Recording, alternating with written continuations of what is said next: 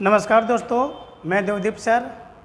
आप सभी को अपने YouTube चैनल ज्ञान कम्पिटिटिव में स्वागत है। दोस्तों, हम लोग कल देखे थे यूटिटेरिया सेट प्रैक्टिस नंबर 1। आज हम लोग देखेंगे सेट प्रैक्टिस 2। तो चलिए बिना देरी किए हुए हम लोग डायरेक्ट सेट पे आते हैं। और आप लोगों को ये ज़रूर करना चाहिए कि आप लोग जब भी सेट देखें तो आप अपने साथ एक रफ कॉपी और पेन लेकर के बैठे, ताकि जो भी थोड़ा मोड़ा कुछ लिखाया जाता है उसको आप नोट करेंगे तो ज़्यादा आपको रिवीजन करने में ज़्यादा बेहतर होगा। तो चलिए हम लोग बात करते हैं। सेट नंबर 2 का फर्स्ट क्वेश्चन जो है, सेट नंबर 2 का फर्स्ट क्वेश्चन है, पहला क्वेश्चन है कि फ्यूज का सिद्धांत संबंधित है। फ्यूज का सिद्धांत संबंधित है। तो दोस्तों, आप लोगों को क्लास में पढ़ाया गया था कि फ्यूज वायर जो पढ़ाया गया था, फ्यूज वायर जो था ये किस चीज़ का बना होता है। तो फ्यूज वायर एक मिश्र धातु है। क्या है? मिश्र धातु है। ये सीसा और टीन का मिश्रित रूप है। सीसा और टीन का मिश्रित रूप है फ्यूज वायर। और फ्यूज वायर को परिपथ में सीरीज में लगाया जाता है, यानी श्रेणी क्रम में लगाया जाता है। श्रेणी क्रम में लगाया जाता है। और आपको ये भी बताया गया था कि फ्यूज वायर का जो रेजिस्टेंस होता है वो हाई रेजिस्टेंस होता है और मेल्टिंग पॉइंट लो होता है। तो फ्यूज वायर का रेजिस्टेंस क्या होता है? हाई, और मेल्टिंग पॉइंट जो इसका होता है ये होता है लो। और फ्यूज वायर ये काम करता है विद्युत के ऊष्मीय प्रभाव पे काम करता है। आप लोगों को क्लास में जब पढ़ाया गया था तो सेट प्रैक्टिस करवाया गया था और आपको पैकेज दिया गया था। उस पैकेज में डायरेक्ट लिखा हुआ था कि फ्यूज वायर विद्युत के ऊष्मीय प्रभाव पे कार्य करता है। तो आपका राइट आंसर हो जाएगा ए। विद्युत क्या होता है? विद्युत के ऊष्मीय प्रभाव पे फ्यूज वायर काम करता है। नेक्स्ट देखते हैं। नेक्स्ट है कि यदि एक गोलीय दर्पण को किसी द्रव में डुबाया जाता है तो उसकी फोकस दूरी, एक गोलीय दर्पण को किसी द्रव में डुबाया जाएगा तो उसका फोकस दूरी बिल्कुल नहीं बदलेगा, क्योंकि गोलीय दर्पण को द्रव में डुबाइए या किसी और चीज़ में डुबाइए तो उसका फोकस पे कोई प्रभाव नहीं पड़ेगा। इस हिसाब से इसका राइट आंसर हो जाएगा अपरिवर्तित रहती है।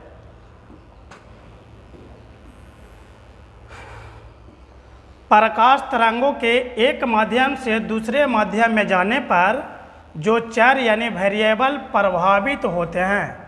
आपको पढ़ाया गया था प्रकाश के अपवर्तन। प्रकाश के अपवर्तन में पढ़ाया गया था कि जब प्रकाश एक माध्यम से दूसरे माध्यम में जाती है तो इस घटना को प्रकाश का अपवर्तन कहा जाता है। और इसमें सब कुछ बदल जाता है, सिर्फ 2 चीज़ नहीं बदलता। और वो नहीं बदलता, एक नहीं बदलता कलर, और एक नहीं बदलता इसका फ्रीक्वेंसी। कलर और फ्रीक्वेंसी नहीं बदलता है, यानी रंग और आवृत्ति नहीं बदलता। लेकिन जब प्रकाश एक माध्यम से दूसरे माध्यम में जाती है तो उसका चाल बदल जाता है, उसका त्वरण बदल जाता है, उसका दिशा चेंज हो जाता है। लेकिन नहीं चेंज होने वाला क्या है? कलर और फ्रीक्वेंसी। तो ये पूछ रहा है कि जो चर प्रभावित होते हैं तो आवृत्ति तो प्रभावित नहीं होते हैं, आवृत्ति तो नहीं बदलेगा। जहाँ जहाँ आवृत्ति है, जहाँ जहाँ फ्रीक्वेंसी हो तो हमारा आंसर नहीं होगा। तो कौन सा आंसर होगा? इस हिसाब से मेरा आंसर हो जाएगा वेग और तरंगदैर्घ्य बदल जाएंगे, बाकी आवृत्ति और कलर नहीं बदलेंगे। नेक्स्ट, किसी बिंदु पर फ़ारेनहाइट तापक्रम सेंटीग्रेड तापक्रम का दुगना होता है। किस बिंदु पर फ़ारेनहाइट का तापक्रम सेंटीग्रेड तापक्रम के दुगना होता है? तो आपको करवाया गया था कि C/5 = F-32/9। ये जो आप करेंगे ये फार्मूला है। तो यहाँ पे आपको कहना है कि किसी बिंदु पर फ़ारेनहाइट तापक्रम सेंटीग्रेड तापक्रम का दुगना है। तो अगर आप सेंटीग्रेड को x मानते हो तो फ़ारेनहाइट को आप क्या मानोगे? 2x। जब इसको सोल्व करोगे तो आपका राइट आंसर जो हो जाएगा ये हो जाएगा 160 डिग्री।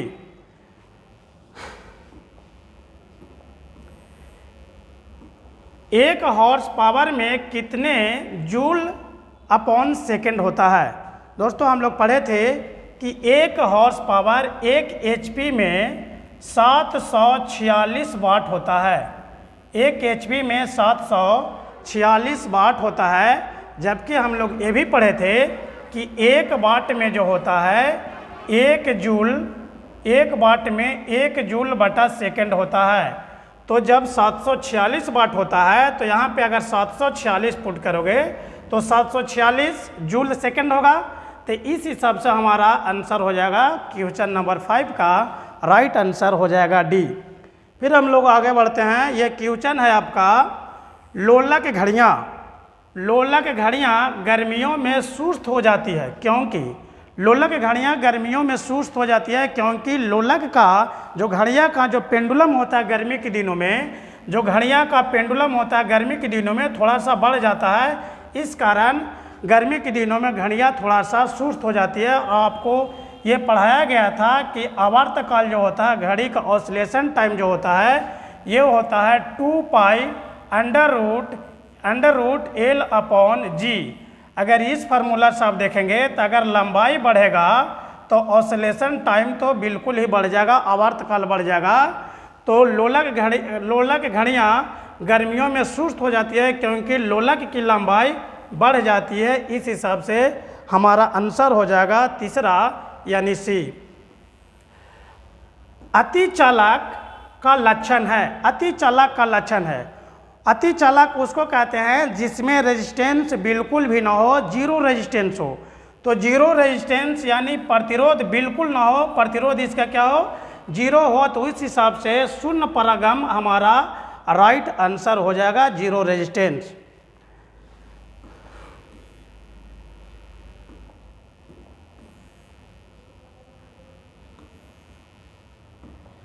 निम्नलिखित में से कौन आउटपुट डिवाइस नहीं है? आउटपुट डिवाइस ये कंप्यूटर से संबंधित है। तो आउटपुट डिवाइस उसे बोलते हैं जो कंप्यूटर से बाहर निकलता है, उसको बोलते हैं आउटपुट डिवाइस। और जिसको हम डेटा को कंप्यूटर में डालते हैं, जिस माध्यम से कंप्यूटर में डालते हैं, उसको बोला जाता है आउटपुट डिवाइस। तो आउटपुट डिवाइस जिसको हम कंप्यूटर में डालते हैं उसको बोलते हैं इनपुट डिवाइस। और जो कंप्यूटर से बाहर जो निकलती है जैसे हो गया स्पीकर वगैरह, ये सब हो गया आउटपुट डिवाइस। तो हम लोग बात करते हैं कि निम्नलिखित में से कौन आउटपुट डिवाइस है? तो मॉनिटर जो आउटपुट डिवाइस नहीं है, तो मॉनिटर तो आउटपुट डिवाइस है ही। आपका प्लॉटर भी आउटपुट डिवाइस है, प्रिंटर से आप प्रिंट करते हैं ये भी आपका आउटपुट डिवाइस है। लेकिन अगर आउटपुट डिवाइस नहीं है तो टच स्क्रीन जो है से इनपुट डिवाइस है। नेक्स्ट,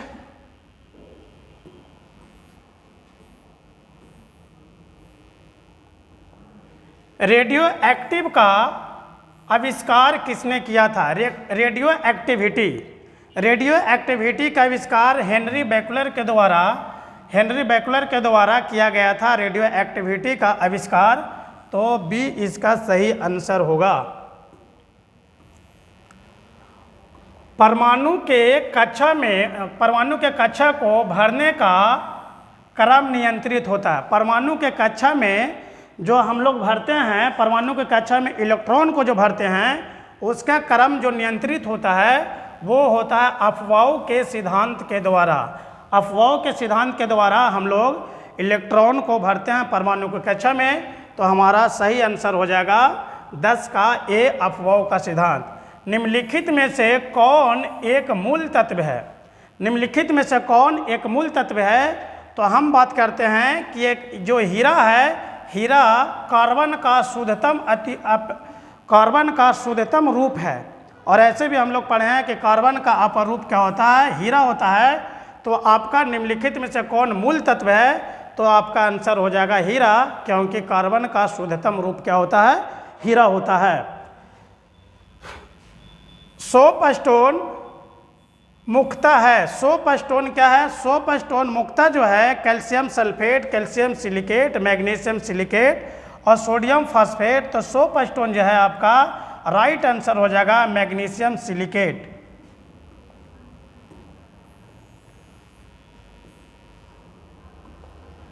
निम्नलिखित में से कौन सा जोड़ा तांबे के मिश्र धातु का नहीं है? देखिए, तांबे का मिश्र धातु का नहीं है तो पीतल तो है। पीतल किससे बनता है? हम लोग याद करते हैं पिताजी। हम लोग क्या याद करते हैं? पिताजी। पीतल जो बनता है तांबा और जिंक से बनता है पीतल, तो पीतल में तो तांबा है ही, तो हमारा ये आंसर तो नहीं होगा। जर्मन सिल्वर में भी तांबा पाया जाता है और रोल गोल्ड में भी क्या पाया जाता है? तांबा पाया जाता है। इस हिसाब से हमारा ऑप्शन बी भी सही नहीं होगा। और फिर हम लोग देखते हैं गन मेटल और डेल्टा मेटल, इसमें भी कार्बन पाया जाता है, तो इस हिसाब से राइट आंसर हो जाएगा रोज मेटल और टाइप मेटल में कार्बन बिल्कुल ही नहीं पाया जाता है, तो हमारा सही आंसर हो जाएगा ऑप्शन डी, 13 का डी। फिर हम लोग देखते हैं बेकिंग सोडा। बेकिंग सोडा का पहले तो बताइए कि सूत्र क्या होता है? तो बेकिंग सोडा का सूत्र होता है NaHCO3। बेकिंग सोडा का सूत्र होता है NaHCO3 और बेकिंग सोडा को बोला जाता है सोडियम हाइड्रोजन कार्बोनेट, तो इस हिसाब से हमारा राइट आंसर हो जाएगा 14 का ये सोडियम हाइड्रोजन कार्बोनेट। निम्नलिखित वैज्ञानिकों में से किसने अस्थिर अनुपात के नियम को प्रतिपादित किया? किसने क्या किया? अस्थिर अनुपात के नियम को प्रतिपादित किया, तो यह आपका हो जाएगा, आपको याद रखना है जोसेफ प्रोस्ट ने अस्थिर अनुपात का नियम दिया था और ये दिया था जोसेफ प्रोस्ट। मॉर्फिन किससे प्राप्त होता है? जी हाँ दोस्तों, मॉर्फिन किससे प्राप्त होता है? तो मॉर्फिन जो है ये आपको फल से प्राप्त होता है और ये जो है अफीम का, शायद मैं कंफर्म नहीं हूँ, लेकिन मॉर्फिन जो है अफीम का जो पौधा होता है जिससे पोस्ता निकलता है उसी से ये प्राप्त होता है मॉर्फिन। फिर मैं नेक्स्ट देखता हूँ,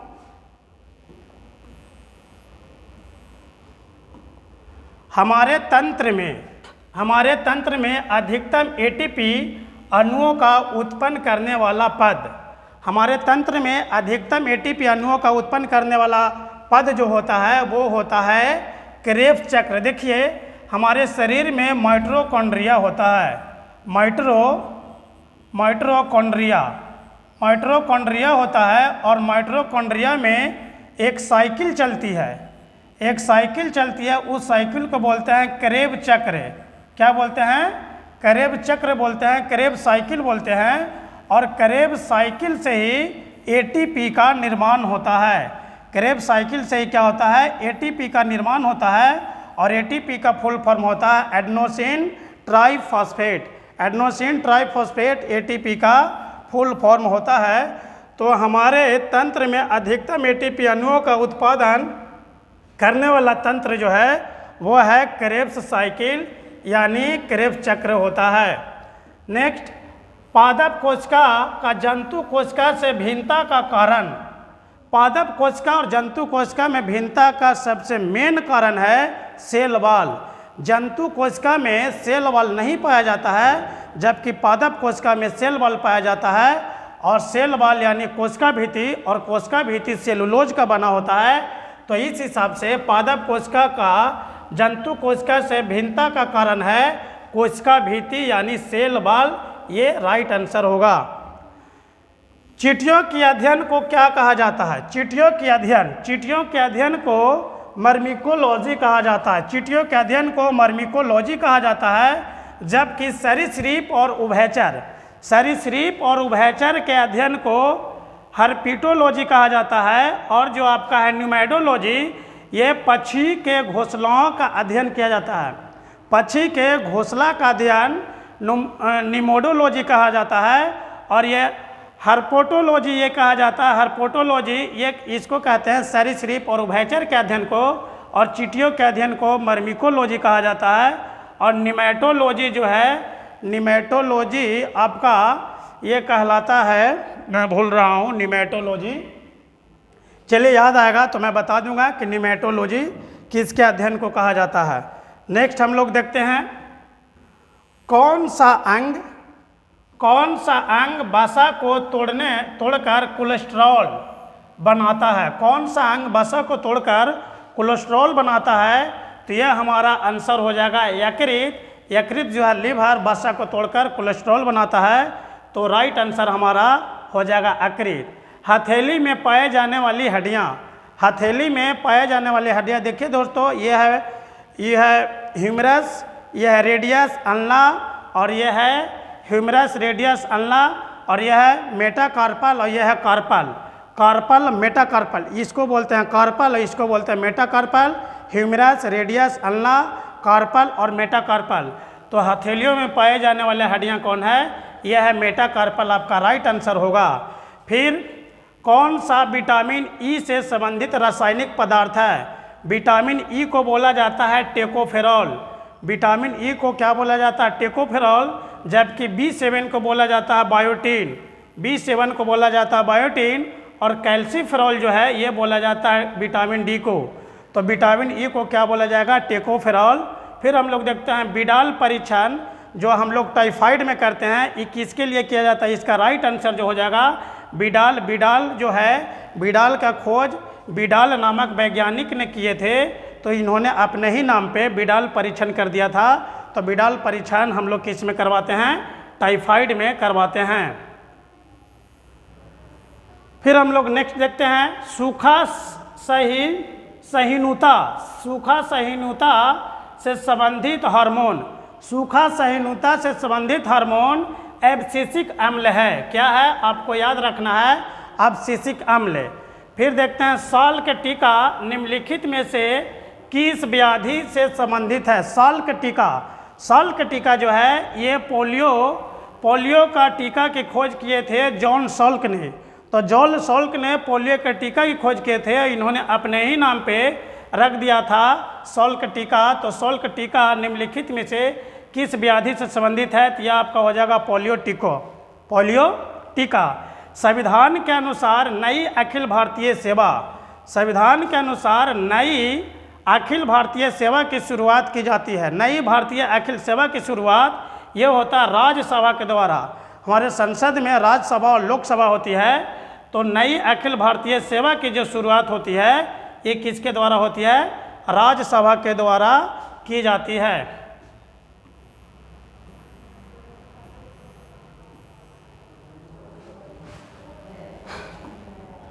किस बात में सर्वोच्च न्यायालय ने यह स्पष्ट किया कि मूल अधिकार एवं नीति निर्देशक तत्व एक दूसरे के पूरक हैं? मूल अधिकार और नीति निर्देशक तत्व एक दूसरे के पूरक हैं, ये आपको किस बात में बताया गया था? ये किसके केस का ये परिणाम है? तो ये है मिनर्वा मिल्स वाद। क्या है? मिनर्वा मिल्स वाद ने सर्वोच्च न्यायालय ने यह स्पष्ट किया था कि मूल अधिकार एवं नीति निर्देशक का अधिकार एक दूसरे के क्या हैं? पूरक हैं, एक दूसरे के बिना एक दूसरे का अस्तित्व नहीं है। तो यह आपका हो जाएगा मिनर्वा मिल्स वाद। क्वेश्चन नंबर 28, राष्ट्रीय आपात के उद्घोषणा के समय संसद निम्न में से किस अनुच्छेद के तहत राज्य सूची के विषय पर कानून बना सकता है?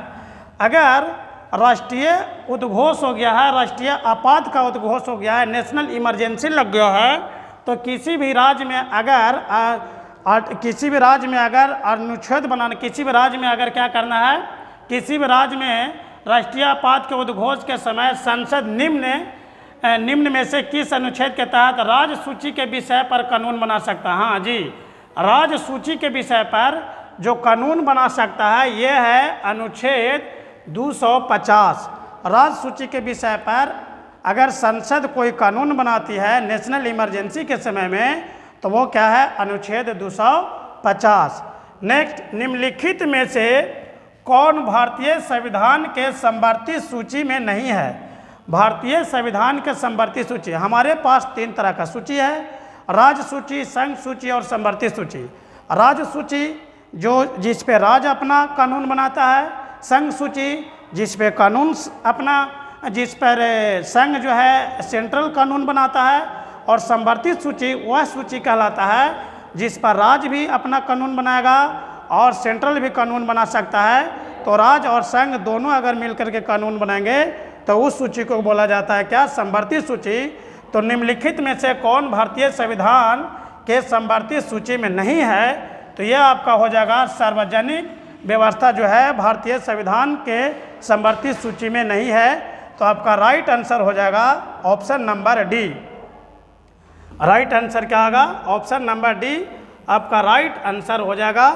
फिर हम लोग देखते हैं निम्न में से कौन राष्ट्रपति के प्रसाद पर्यंत्र पद धारण नहीं करता? राष्ट्रपति के प्रसाद पर्यंत्र पे पद कौन धारण नहीं करता? तो लोकसभा के अध्यक्ष जो है राष्ट्रपति के प्रसाद पर्यंत्र पर नहीं धारण करता है, बल्कि लोकसभा के अध्यक्ष लोकसभा के बहुमत सदस्यों के द्वारा अपने ही में से किसी एक को चुन ली जाती है। तो इस हिसाब से आपका हो जाएगा लोकसभा अध्यक्ष। और आपको कल बताया गया था कि वर्तमान में लोकसभा अध्यक्ष कौन है? तो वर्तमान में ओम बिरला सर को लोकसभा अध्यक्ष ओम बिरला सर हैं। फिर निम्नलिखित में से किसकी सिफारिश पर केंद्र द्वारा राज्यों को वैधानिक अनुदान दिए जाते हैं? केंद्र द्वारा राज्यों को जो वैधानिक अनुदान दिए जाते हैं ये वित्त आयोग के सिफारिश पे दिए जाते हैं। वित्त आयोग सिफारिश करता है तभी केंद्र द्वारा राज्यों को अनुदान दिया जाता है। तो यह हमारा सही आंसर हो जाएगा ऑप्शन नंबर सी। निम्न में से कौन भारत में सरकार के संसदीय स्वरूप की विशेषता को व्यक्त करता है? भारत में संसदीय स्वरूप की विशेषता का व्यक्त करता है कौन? तो यह है कार्यपालिका। जो हमारे संविधान में जो है कार्यपालिका विधायिका के प्रति उत्तरदायी होना, ये बात बताता है कि संसदीय स्वरूप है। हमारे देश में जो संसदीय स्वरूप है उसमें यह प्रावधान किया गया है कि कार्यपालिका को विधायिका के प्रति उत्तरदायी होना पड़ेगा। तो हमारा सही आंसर हो जाएगा डी।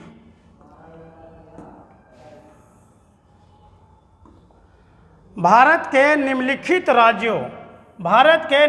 राज्यों में से किस राज्य की विधानसभा के सीटों की संख्या सर्वाधिक है? राज्य की विधानसभा सीटों की संख्या सर्वाधिक है। तो हम लोग देखते हैं कि पश्चिम बंगाल में विधानसभा की सीटों की संख्या 294 है, बिहार में 243 है, मध्य प्रदेश में 230 है और तमिलनाडु में 234 है। जबकि बिहार में विधान परिषद जो है बिहार में विधान परिषद की सीटों की संख्या कितना है? 43 है। ये किसका? बिहार का। तो इस हिसाब से कहता है कि किसका विधानसभा की सीटों की संख्या सर्वाधिक किसका है? तो ये हिसाब से आपका आंसर हो जाएगा पश्चिम बंगाल आपका सही आंसर होगा। फिर निम्न युग्मों में से कौन सही सम्मिलित है? निम्न युग्मों में से कौन सही सम्मिलित है? तो हम लोग देखते हैं महात्मा गांधी, बाल गंगाधर तिलक, एनी बेसेंट, अबुल कलाम आज़ाद। तो महात्मा गांधी जी ने लिखे थे हिंद स्वराज। महात्मा गांधी जी क्या लिखे थे? हिंद स्वराज लिखे थे। और जो अबुल कलाम आज़ाद लिखे थे India wins freedom, APJ Abdul Kalam का लिखा हुआ है। और एनी बेसेंट लिखे थे न्यू इंडिया और कॉमनवेल्थ। एनी बेसेंट क्या क्या लिखे थे? एनी बेसेंट के द्वारा लिखी गई थी न्यू इंडिया और कॉमनवेल्थ। इस हिसाब से आपका बी जो है सही आंसर होगा। जबकि बाल गंगाधर तिलक का ये सही सम्मिलित नहीं है। गांधी जी का सही सम्मिलित यहाँ पे है और अबुल कलाम आज़ाद का सही सम्मिलित जो है इंडिया विंस फ्रीडम है। तो राइट आंसर आपका हो जाएगा क्वेश्चन नंबर 24 का आपका हो जाएगा बी राइट आंसर। आधुनिक भारत का निर्माता किसे कहा जाता है? आधुनिक भारत का निर्माता दोस्तों सच्चिदानंद सिन्हा जी को कहा जाता है, क्योंकि सच्चिदानंद सिन्हा भारत के डेवलपमेंट पे बहुत ज़्यादा काम किए हैं। तो आधुनिक भारत का जन्मदाता किसे कहा जाता है? सच्चिदानंद सिन्हा। और आपको पता होगा कि 9 दिसंबर 1946 को जब संविधान सभा का प्रथम बैठक हुई थी तब उसका अस्थायी अध्यक्ष सच्चिदानंद सिन्हा जी को चुना गया था। तो आधुनिक बिहार का निर्माता किसे कहा जाता है? सच्चिदानंद सिन्हा जी को कहा जाता है। गांधी इरविन समझौता, गांधी इरविन समझौता हुआ मुख्य रूप से, पहले तो हम लोग ये जानते हैं कि गांधी इरविन समझौता कब हुआ था। तो गांधी इरविन समझौता जो हुआ था फरवरी 1931 में हुआ था। गांधी इरविन समझौता फरवरी 1931 में गांधी इरविन समझौता हुआ था और 15 दिन में गांधी जी को और लॉर्ड इरविन को कुल 8 बार बात हुई थी। और इस समझौता का नतीजा ये निकला कि गांधी जी जो एक चला रहे थे सविनय अवज्ञा आंदोलन, सविनय अवज्ञा आंदोलन को क्या कर दिए थे, गांधी जी को स्थगित करना पड़ा था। और ये गांधी इरविन समझौता करने का मेन ये कारण था कि कांग्रेस को द्वितीय गोलमेज सम्मेलन में भाग लेना था, क्योंकि प्रथम गोलमेज सम्मेलन में कांग्रेस भाग नहीं लिया था। इसलिए द्वितीय गोलमेज सम्मेलन में भाग लेना था गांधी जी को, इसलिए गांधी इरविन समझौता हुआ था। तो गोलमेज सम्मेलन में कांग्रेस का भागीदारी सहज करने के लिए हमारा सही आंसर हो जाएगा। फिर हम लोग देखते हैं कि पत्रकार का कर्तव्य, पत्रकार के कर्तव्य का निर्वहन करते हुए जेल जाने वाला प्रथम भारतीय कौन था। पत्रकार का कार्य निर्वहन किए थे और वो प्रथम भारतीय थे जो जेल गए थे, वो थे सुरेंद्र नाथ बनर्जी। पत्रकारिता के क्षेत्र में उस समय संबंधित जो सरकार हुआ करते थे उनके विरोध ये लेख लिखा करते थे, जिसके कारण इनको जेल भेज दिया गया था। और पत्रकारिता के क्षेत्र में अगर पहला व्यक्ति कोई हैं जेल जाने वाले तो वह हैं सुरेंद्र नाथ बनर्जी। मुंगेर के बरहिया ताल या बड़हिया ताल विद्रोह का उद्देश्य क्या था। बिहार में बरहिया ताल विद्रोह हुआ था। इसका मेन उद्देश्य था कि बकासत भूमि की वास्तविक मांग। देखिए बिहार में मुंगेर जिला में क्या हुआ करता था कि जब कोई किसान अगर टैक्स नहीं दे पाता था तो अपना टैक्स नहीं वसूल करने के कारण किसानों ने जमींदारों को अपना ज़मीन दे दिया करते थे। और जब जमींदार को ज़मीन दे दिया करते थे, वही ज़मीन को दोबारा से वापस लेने के लिए बरहिया ताल में एक विद्रोह हुआ, उसी को बोला जाता बकासत भूमि की वास्तविक मांग। ये हुआ आपका राइट आंसर हो जाएगा। बिहार मुंगेर के बरहिया ताल विद्रोह का उद्देश्य क्या था, तो बकासत भूमि की वास्तविक मांग, क्योंकि जो ज़मीन किसानों के द्वारा जो दे दिया जाता था जमींदारों को, उस ज़मीन को बोला जाता था बकासत भूमि। तो बकासत भूमि को वापस पाने के लिए ये विद्रोह किया गया था। तो हमारा सही आंसर हो जाएगा ऑप्शन नंबर ए। फिर हम लोग देखते हैं कि निम्नलिखित में से किस शासक के सिक्कों पर 9 का चिन्ह, ध्यान दीजिएगा, 9 का चिन्ह अंकित है। किस शासक के सिक्कों पर 9 का चिन्ह अंकित है, तो हम लोगों को ये जरूर जानकारी में था कि जय श्री सतकर्णी जो है, यज्ञ श्री सतकर्णी, इनका सिक्कों पर 9 का चिन्ह था। और आपसे अगर क्वेश्चन पूछेगा कि भारत का सबसे पुराना वाद्य यंत्र कौन है, तो यह है बीना, क्योंकि सिक्का पर ही सबसे पहले बीना छापा हुआ मिला था। तो ये भी प्रीवियस ईयर का क्वेश्चन है, आप ध्यान रखेंगे। कौन सा सुल्तान नया धर्म चलाना चाहता था किंतु उलेमा लोगों ने विद्रोह किया। नया धर्म चलाने वाला सुल्तान ये चाहता था, हालांकि चलाया नहीं था, ये था अलाउद्दीन खिलजी। अलाउद्दीन खिलजी नया धर्म चलाना चाहता था, लेकिन उलेमा के विरोध के कारण ये नया धर्म नहीं चला पाया। और अलाउद्दीन खिलजी के बारे में हम लोग देख लेते हैं। अलाउद्दीन खिलजी सिकंदर सैनिक उपाधि धारण किया था, ये द्वितीय सिकंदर को उपाधि धारण किया था। और अलाउद्दीन खिलजी का हम लोग बाजाप्ते क्लास में बहुत बढ़िया से पढ़ रखे हैं कि अलाउद्दीन खिलजी का समकालीन जो थे अमीर खुसरो थे। इनके दरबारी कवि जो थे अमीर खुसरो, इन्होंने कश्मीर को धरती का स्वर्ग कहा था। खड़ी बोली, कव्वाली वगैरह वगैरह ये प्रचलन में लाए थे, और इन्हीं का समकालीन थे कौन, अमीर खुसरो। तो आपको ध्यान रखना है। नेक्स्ट, निम्नलिखित शासकों में से किस एक ने 4 अश्वमेध का संपादन किया? किसने 4 अश्वमेध किया, 4 अश्वमेध का संपादन किया? तो यह आपका हो जाएगा परवरसेन प्रथम। परवरसेन प्रथम ने 4 अश्वमेध यज्ञ करवाया था और उन्हीं का ये क्वेश्चन आया है। तो आपको 4 अश्वमेध का संपादन करने वाला परवरसेन प्रथम आपका सही आंसर हो जाएगा। फिर हम लोग देखते हैं चोल राजाओं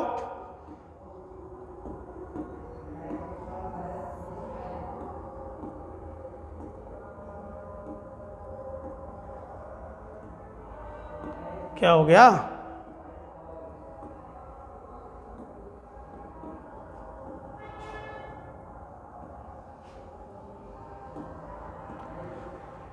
चोल राजाओं में किस एक ने सिलोन पर विजय प्राप्त की थी? सिलोन यानी श्रीलंका, श्रीलंका पर किस राजा ने विजय प्राप्त की थी? तो यह आपका हो जाएगा राजराज प्रथम। ये चोल वंश के थे। किस वंश के थे? ये चोल वंश के थे। तो चोल राजाओं ने किस एक ने सिलोन पर विजय प्राप्त की थी? तो राजराज प्रथम इसका सही आंसर हो जाएगा। फिर हम लोग देखते हैं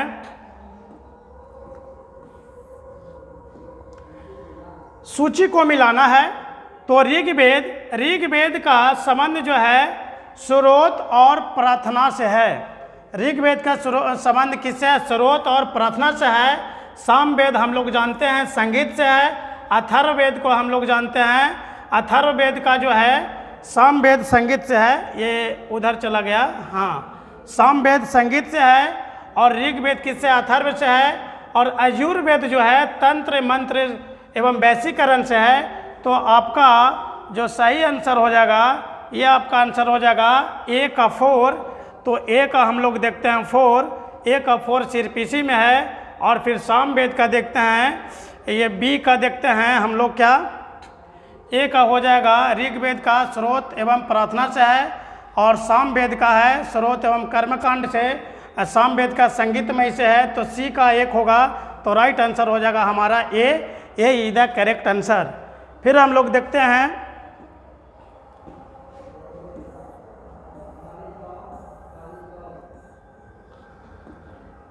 अशोक को सर्वप्रथम कहाँ का शासक नियुक्त किया गया था? अशोक को सर्वप्रथम जो शासक नियुक्त किया गया था, ये उज्जैन का शासक नियुक्त किया गया था। तो आपको ध्यान रखना उज्जैन। निम्नलिखित में से किसने वर्नाकुलर प्रेस एक्ट को लागू किया? वर्नाकुलर प्रेस एक्ट जो है ये लाया गया था लॉर्ड लिटन के द्वारा। लॉर्ड लिटन के द्वारा 1778 में ये लाया गया था press act, vernacular press act. Vernacular press act क्या था कि प्रेस रिपोर्टरों पर कंट्रोल करना था, प्रेसों पर कंट्रोल करना था, जबकि लॉर्ड लिटन के द्वारा लाया गया था और इसको ख़त्म किया गया था, अबोलिश किया गया था 1782 में लॉर्ड रिपन के द्वारा। तो हमारा सही आंसर हो जाएगा 45 का ए।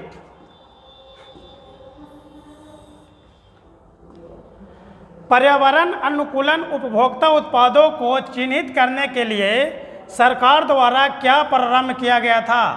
तो पर्यावरण उपभोक्ता क्या है जी? पर्यावरण अनुकूलन उपभोक्ता उत्पादों को चिन्हित करने के लिए सरकार द्वारा इको मार्क लागू किया गया था। तो आपका आंसर हो जाएगा ए इको मार्क। विश्व का विशालतम पारिस्थितिकी तंत्र निम्नलिखित में से क्या है? तो विश्व का विशालतम पारिस्थितिकी जो है ये हमारा समुद्र होगा सबसे विशाल। तो हमारा राइट आंसर हो जाएगा डी। फिर हम लोग देखते हैं एक साधारण समुद्री आहार श्रृंखला का सही क्रम क्या है? तो सही क्रम जो है डायमंड, क्रेस्टेशिया और हेरिंग, ये हमारा ए सही है और बाकी ये सब उल्टा पुल्टा लिखा हुआ है। डायमंड, क्रेस्टेशियाई और हेरिंग सही आंसर होगा। प्रोजेक्ट टाइगर की शुरुआत कब हुई थी? प्रोजेक्ट टाइगर की शुरुआत, ये बहुत इंपॉर्टेंट क्वेश्चन है, बहुत बार एग्जाम में आने वाला क्वेश्चन है। टाइगर प्रोजेक्ट 1973 में शुरू किया गया था। बीज बचाओ आंदोलन का संबंध किस राज्य से है? तो बीज बचाओ आंदोलन का संबंध जो आपका है ये है उत्तराखंड से। बीज बचाओ आंदोलन का संबंध उत्तराखंड से है। और फिर हम लोग नेक्स्ट देखते हैं, भारत का सबसे बड़ा बाघ अभयारण्य निम्नलिखित में से कौन सा है? तो भारत का सबसे बड़ा बाघ अभयारण्य नागा अर्जुन सागर बाघ अभयारण्य ये जो है आंध्र प्रदेश में है। कहाँ पे है? आंध्र प्रदेश में सबसे बड़ा भारत का बाघ अभयारण्य है, वो है नागा अर्जुन वन्यजीव अभयारण्य आंध्र प्रदेश। अंग्रेजी साहित्य के लिए पहली बार ज्ञानपीठ पुरस्कार कब दिया गया था? अंग्रेजी साहित्य के लिए पहली बार ज्ञानपीठ पुरस्कार ये आपको दिया गया था 2018। तो राइट आंसर हो जाएगा 2018। बर्फानी तूफान किस प्रकार का आपदा है? बर्फानी तूफान वायुमंडलीय आपदा है। बर्फानी तूफान क्या है? ये वायुमंडलीय आपदा है। आपको ध्यान में रखना है कि बर्फानी तूफान वायुमंडलीय आपदा है।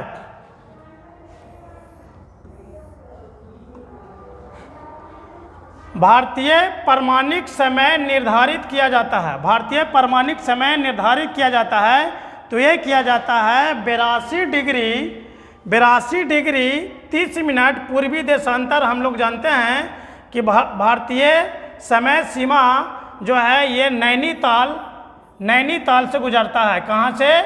नैनीताल उत्तर प्रदेश से ये गुजरता है। तो हमारा पूर्वी देशांतर नैनीताल पड़ता है। तो 82 डिग्री 30 मिनट पूर्वी देशांतर ये हमारा राइट आंसर हो जाएगा।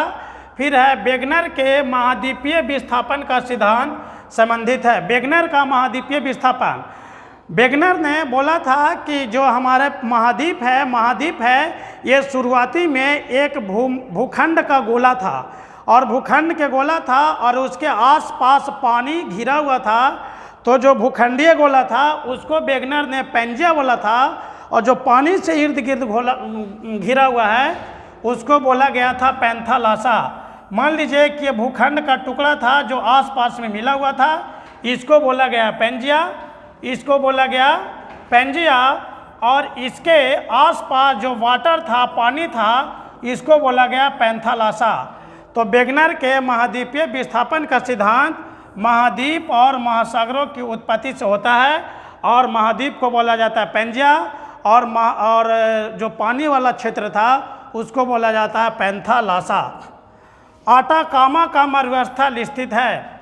आटाकामा का मरुस्थल जो स्थित है वो है दक्षिणी आटाकामा का मरुस्थल जो स्थित है ये है अफ्रीका में स्थित।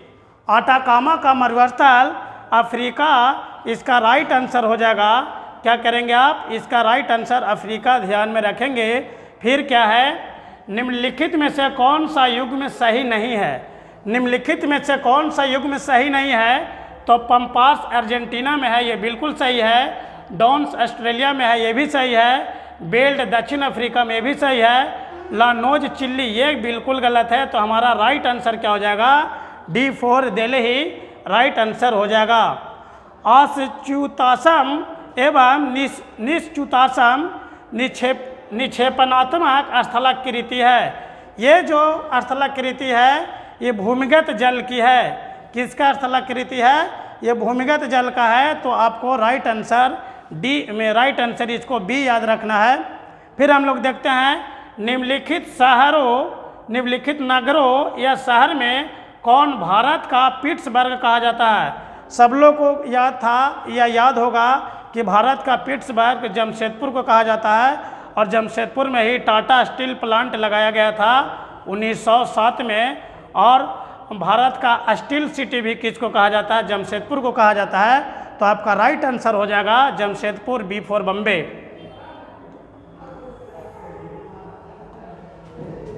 बेलाडीला किस खनिज के उत्पादन के लिए प्रसिद्ध है? बेलाडीला जो छत्तीसगढ़ में है ये लौह यश के लिए प्रसिद्ध है। बेलाडीला छत्तीसगढ़ लौह यश के लिए प्रसिद्ध है। तो आपका सही आंसर हो जाएगा सी, निम्नलिखित में से किसका संबंध कथकली नृत्य से नहीं है?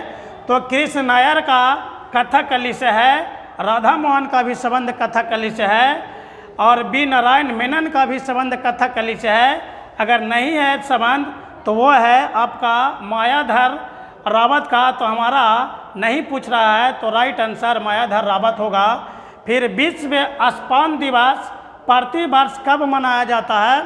तो आप लोगों को याद होगा कि विश्व स्पान दिवस प्रति वर्ष 1 अगस्त को मनाया जाता है। रमन अनुसंधान केंद्र का मुख्यालय कहाँ स्थित है? तो रमन अनुसंधान केंद्र का मुख्यालय ये बेंगलुरु में स्थित है। ये आपका स्टैटिक का पार्ट है जो आपको डायरेक्ट ध्यान में रखना है। रमन अनुसंधान केंद्र बेंगलुरु। तंजान क्या है? तेजिंग नार्गेस।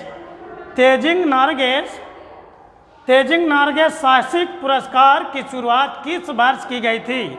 तेजिंग नार्गेस साहसिक पुरस्कार का शुरुआत 1993 में किया गया था। तो आप इसको ध्यान रखेंगे 1993 तेजिंग नार्गेस साहसिक पुरस्कार।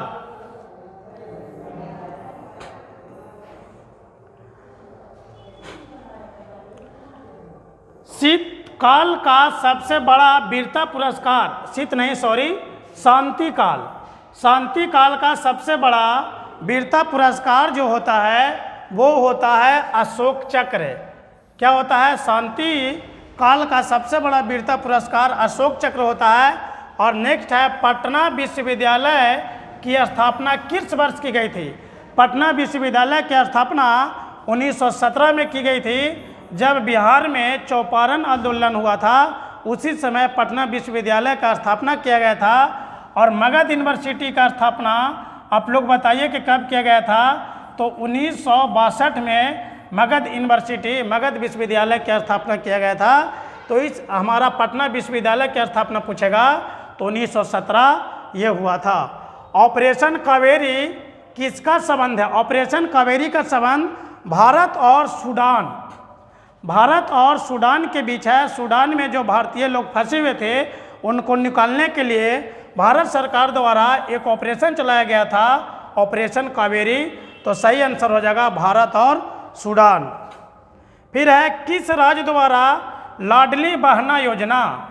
ध्यान रखेंगे लाडली बहना योजना की शुरुआत ये हुआ था मध्य प्रदेश। लाडली बहना योजना मध्य प्रदेश राज्य द्वारा चलाई गई एक योजना है जो आपको ध्यान में रखना है। किसके द्वारा प्रोजेक्ट हिमांक शुरू की गई थी?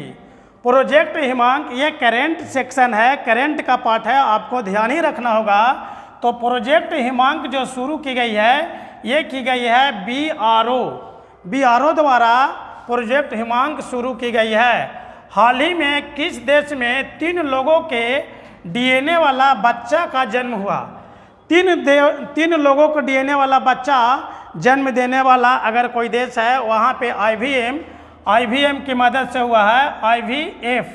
आईवीएफ की मदद से हुआ है और वो हुआ है ब्रिटेन में, जो 3 लोगों का डीएनए एक साथ उस बच्चा में मैच कर रहा है। और वो अभी ये कीर्तिमान कौन हासिल किया है? तो ब्रिटेन। वर्ल्ड हैप्पीनेस इंडेक्स 2023 में दूसरे स्थान पर कौन है? सबसे पहले आप बताइए कि वर्ल्ड हैप्पीनेस इंडेक्स में पहले स्थान पर कौन है? तो फर्स्ट रैंक पर है फिनलैंड। कौन सा है? फिनलैंड। फर्स्ट रैंक पर है फिनलैंड और सेकंड रैंक पर है आपका डेनमार्क। सेकंड रैंक पर कौन है? डेनमार्क। तो यह है आपका सेकंड और फिनलैंड है फर्स्ट। और भारत का अगर पूछेगा, फिनलैंड है फर्स्ट, अगर भारत का पूछेगा तो भारत का स्थान दोस्तों बहुत नीचे है, वो है 126वां स्थान भारत का। विश्व में हैप्पीनेस इंडेक्स में भारत कैवां नंबर पर है? तो 126वां नंबर पर है, जबकि प्रथम नंबर पे आपका हो जाएगा फिनलैंड और दूसरे नंबर पे हो जाएगा डेनमार्क। तो सही आंसर हो जाएगा बी फॉर बम्बे। हाल ही में किसे सीबीआई के निदेशक नियुक्त किया गया? तो सीबीआई के निदेशक परवीन सूद को नियुक्त किया गया है। आपको ध्यान में रखना है कि परवीन सूद सीबीआई के निदेशक नियुक्त किए गए हैं। किस देश ने राष्ट्रपति द्रौपदी मुर्मू को the grand order of the chain of yellow star, किस देश ने राष्ट्रपति द्रौपदी मुर्मू को the grand order of the chain of yellow star सम्मान से सम्मानित किया है? तो ये आपका आंसर हो जाएगा सूरीनाम। ये पूछने वाला सवाल है जो बहुत इम्पोर्टेंट है, ये आपके आने वाला एग्जाम में दिख जाएगा।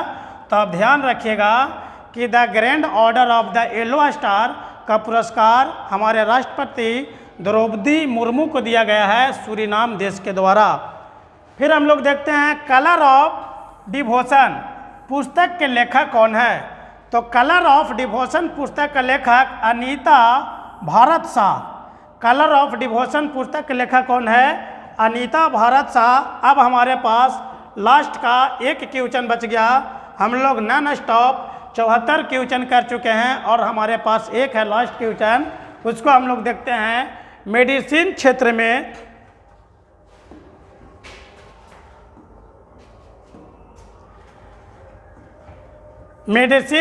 में नोबेल पुरस्कार 2023 से किसे सम्मानित किया गया? तो मेडिसिन क्षेत्र में नोबेल पुरस्कार 2023 जो है डू बिस्मैन और कैटलीना कारिको दोनों को दिया गया है। तो ये हिसाब से हमारा राइट आंसर हो जाएगा डी। तो दोस्तों आज हमारे द्वारा एडिटोरिया का सेट नंबर 2 करवाया गया। जो आपसे रिक्वेस्ट है कि जब भी आप वीडियो देखें तो एक रफ कॉपी और पेन लेकर के बैठे और छोटी छोटी बातों को आप नोट करेंगे तो एक दिन बहुत आसान लगेगा सिलेक्शन लेना। तो आज इसी के साथ मैं वीडियो को ये करता हूँ। चलिए।